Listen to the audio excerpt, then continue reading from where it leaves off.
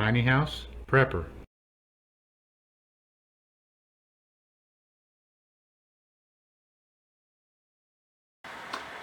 Hi everybody, I'm Bill. And I'm Elizabeth with Tiny House Prepper. And this is part 2 of our budgeting videos. Part 1 was called Budgeting, the Key to Financial Success. Yes. And this one is part 2, Budgeting, how to set up a budget. In the first video, in part 1, we really talked about why. Why should someone set up a budget? And a lot of the benefits that we have certainly found to come from having a budget set up and having it really working for a while. What is the philosophy behind it? What things should we be budgeting? How can we make it work?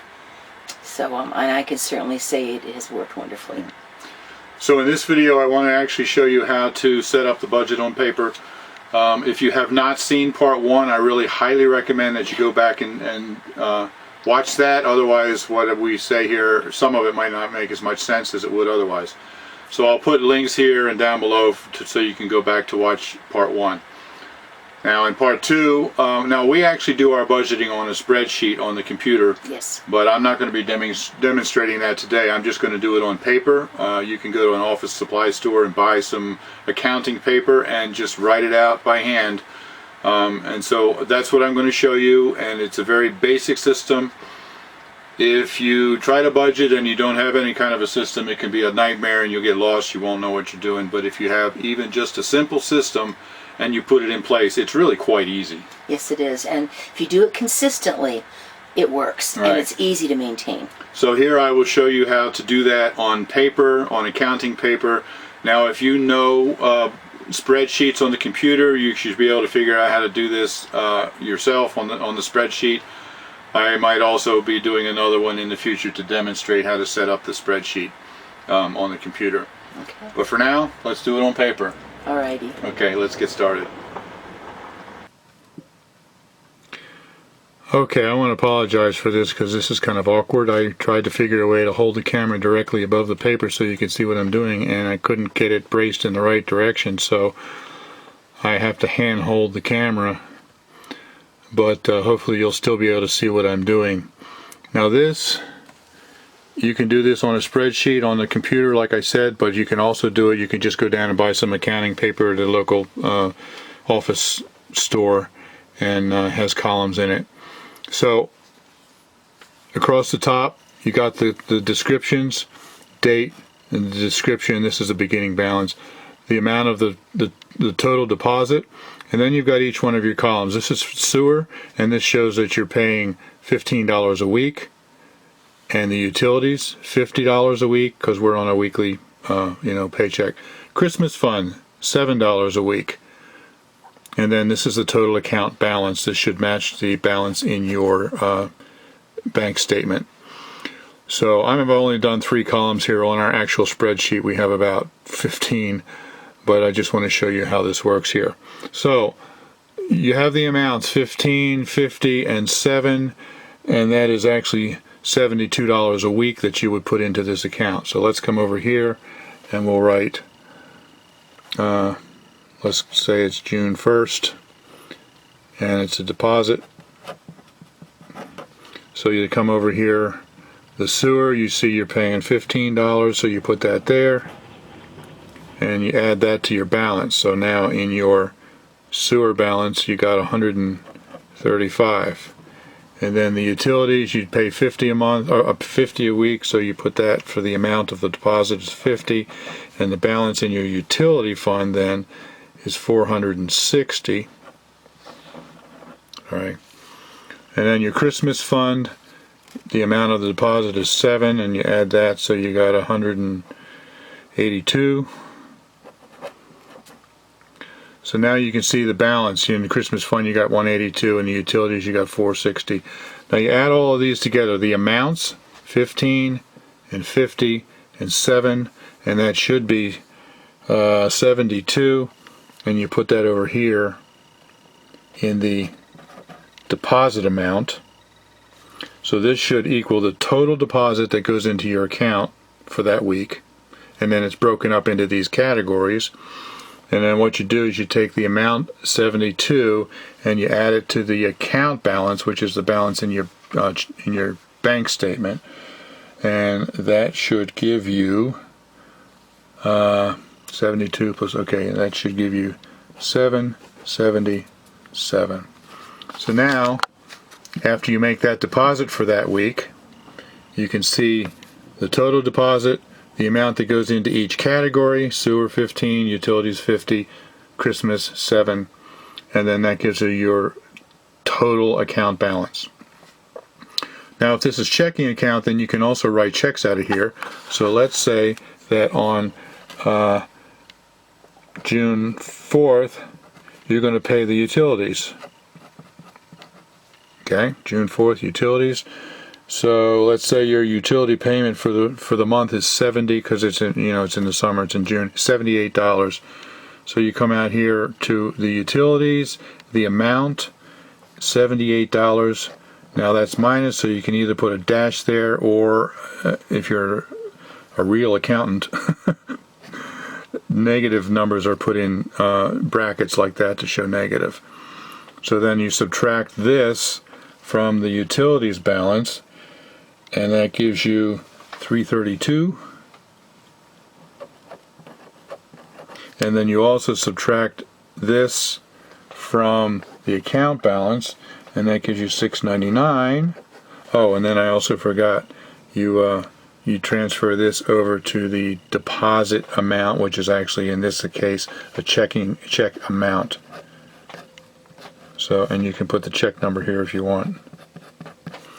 So now you can see where you made the deposit into the utilities of $50, which increased your balance, and then you wrote a utility check payment for $78, which brought your balance back down, and it came right out of this column, this fund, without affecting the sewer fund or the Christmas fund, but then it also dropped your total account balance.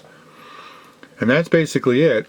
Like I said, you can go with as many columns or as many categories as you want. I only have 3 here, but in our actual spreadsheet we got about 15 of them. So if you can put it all on paper like this, it'll free you up to know what you're doing and how to pay your bills, and all the money will be there, and it is a truly amazing system if you actually institute it into your finances. I love my handsome accountant. It's been wonderful having that set up so well. It really has. You think I should mention my degree? Well, yeah, you mean, this is my Renaissance man. I do, by the way, have a degree in accounting from the University of Northern Colorado many, many years ago. Yep. So, for what it's worth.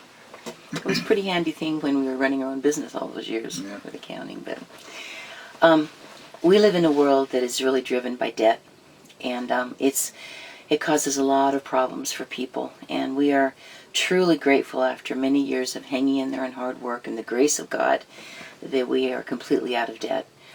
But the reality is, if a person isn't able to kind of budget their money and know what they're doing with it and know that they can cover what they need to cover, you can't get out of debt.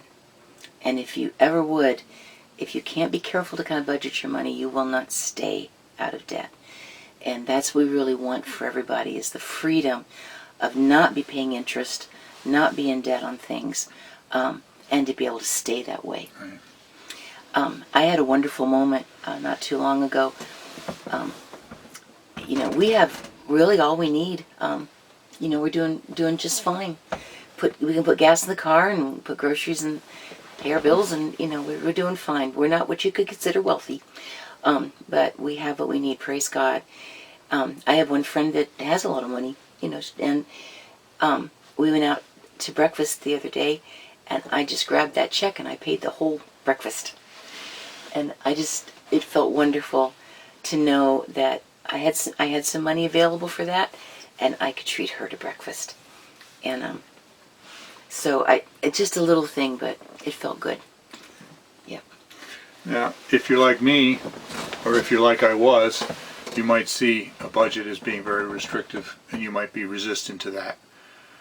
I was that way for many, many years. I gave, lip service to budgeting is a good idea, but I just sort of never got around to it. I think it was passive resistance, passive rebellion. Well, and you had never been as broke as I was a lot of times. Yeah, living on my maybe own. so. You know, I had to be careful. But I can tell you now from experience, from using the budget for 4 years, that I will never go back. It's fabulous to be able to just free you up to know that you've got the money that you need to take care of the bills that you need to do. Sure keeps this wife happy. Oh, yeah. So And you know what they say, happy wife. Happy life, Yeah. right? It's a kind of freedom that we really like to be able to share with everybody. Mm-hmm. Let's get out from under the trap of paying out all the incredible amounts of interest and all the burdens of debt, and especially credit cards. And so, if I can't pay for it now, who says I could pay for it later? Right. And so let's stop sacrificing our future for the sake of getting something that we just feel like we have to have right now. Your future will thank you for it. Yeah. So I love you. And thank you for this whole journey with me. Sure. He let me do a budget. I didn't let her. She did it when I was out on the road, and I didn't know it That's until right. I got home, and it was well established. It's like, okay, it's your thing. But you know what? She was right. Yeah. Thank you. Yes. That's so cool. Okay, so I really hope that was helpful for you. We Yeah. really want to be able to help set Yes. you free from bondage of debt like we were under and we are no longer under. Yes. And we will be doing more videos about debt freedom in the future. Yes. Yeah, we will. Please like, subscribe, and we're interested in your comments. And appreciate you guys, and we love you, and guess we'll see you soon. Yeah, we'll see you next time. Thank you. Okay, bye-bye. Bye.